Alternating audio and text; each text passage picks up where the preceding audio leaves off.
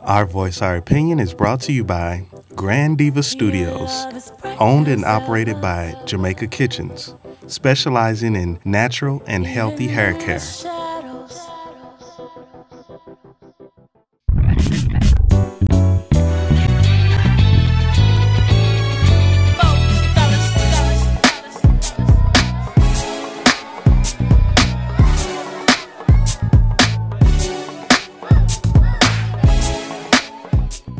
And we're back with Our Voice, Our Opinion, and we are here with Mr. Alex Victor. How are you doing today? And he's going to be talking to us a little bit about self-esteem in our relationship segment.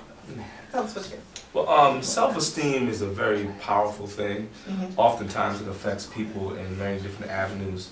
Mainly the one I'm going to talk about today is relationships and possibly employment. Okay. And a lot of times, the way you look at yourself is important because others see that even stronger. And if you don't emulate the right self-esteem, it could cost you a relationship, it may even cost you a job. So I guess that it does help. My self-esteem will decide how I will portray myself. You know, you can tell if I'm going to have eye contact. Yes. If I can actually hold a conversation with Definitely. you, you know, those type of things. But there are some people who are just very low key, and their personality doesn't mean they have low self-esteem. Well, often your personality will reflect out, and that will be an example of your self-esteem, no matter how you can hide it. Shy people, just because you're shy doesn't mean you have low self-esteem. Right. Your confidence, you think you want to apply for a job but you think you're not good enough, or you want to get into a relationship and you think you're not pretty enough, and it doesn't matter, really doesn't matter how you look, it matters you have a powerful confidence behind you, it can make you very attractive. Okay. Okay, so what if you're in a relationship? How does my self-esteem affect the person that I'm in this relationship with? Well, self-esteem first, it kills the intimacy. Sometimes when you look into someone's eyes, you want to connect with them and you want to connect with them deeply. That person may have a problem looking in the eyes because they don't feel like they're good enough. Or they don't want to dress attractive enough because they don't want to show their body. Or they feel that they want the lights off when they're having a good intimate relationship. Okay, right. Little things like that. That could, okay. So what advice do you have for that person? Well, one of the first advice that I have is that you have to identify your problem. You have to identify, I have low self-esteem, and you have to identify, why do I have low self-esteem? Most people do not like to do self-introspection and look at themselves and to see what's causing me to be in the same relationship meet the same type of men or women in a relationship. Why can't I get that job? And I was more qualified than that person, but they seem to just swoop right into the job and just get it. And when you identify that you have low self-esteem, you want to find out to yourself, what caused me to shift? And for most people, they were hurt. Or for most people, they weren't complimented enough. And for example, you may meet someone in a relationship and you might think they're so attractive, but they don't think they're good enough. And one might have to do is to take a step backwards and start to build your self-esteem. Write notes to yourself. Keep a journal.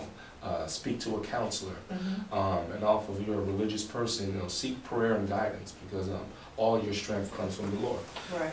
And once you recognize that, that is a step in the right direction to boosting your self-esteem. Well, how do I, if I'm a person with low self-esteem, how do I know that that's what the issue is?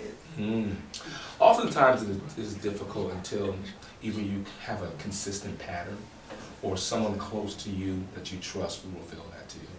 And those consistent patterns can be things like constantly losing a job or depression or sadness or you're qualified but you're not good enough, you don't feel you're good enough for a position.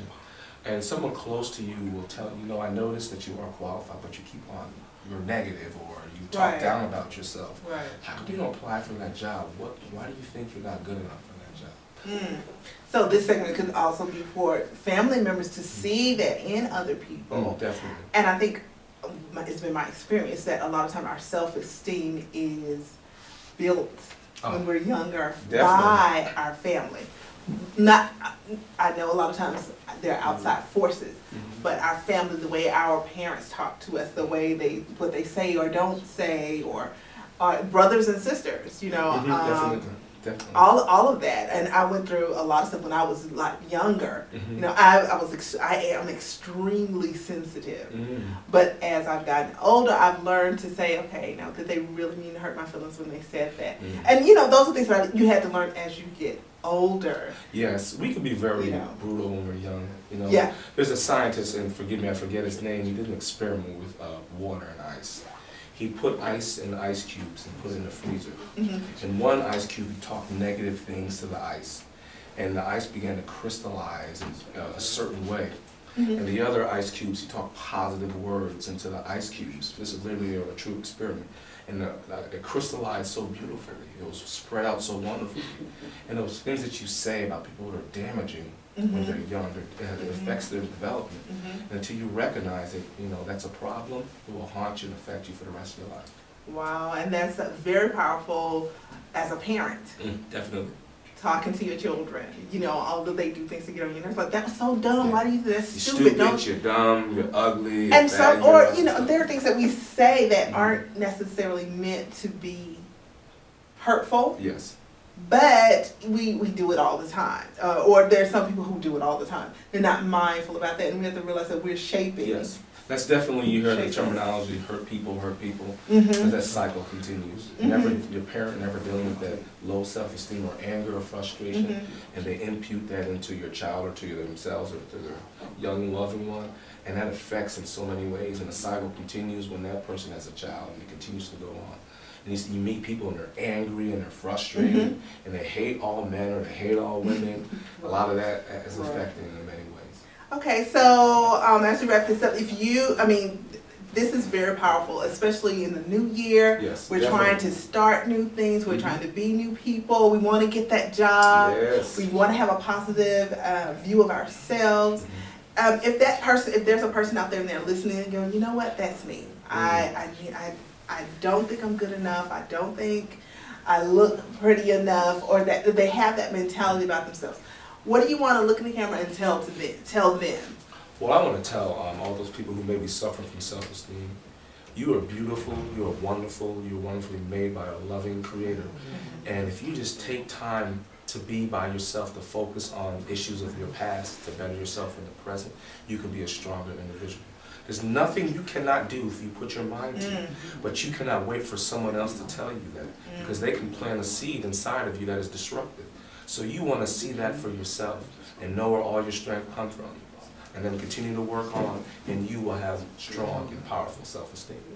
That's an awesome message taking us into 2015. Thank you, Alex. No problem. And if you have questions for Alex, please hit us up on Facebook, Twitter, YouTube.